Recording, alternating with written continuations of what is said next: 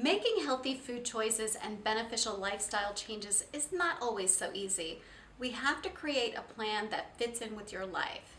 And dealing with the stress and emotions related to infertility can be really overwhelming. I get that.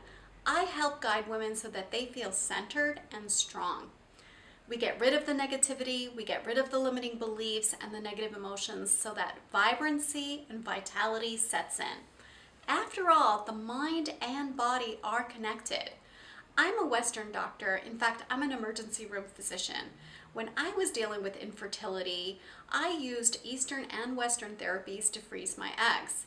I do believe that the gateway to optimal health is by combining Eastern and Western therapies, philosophies, and ideologies. If you would like to learn more about how we can work together, book a discovery call with me. The link is down below. I really look forward to talking to you soon. Thanks.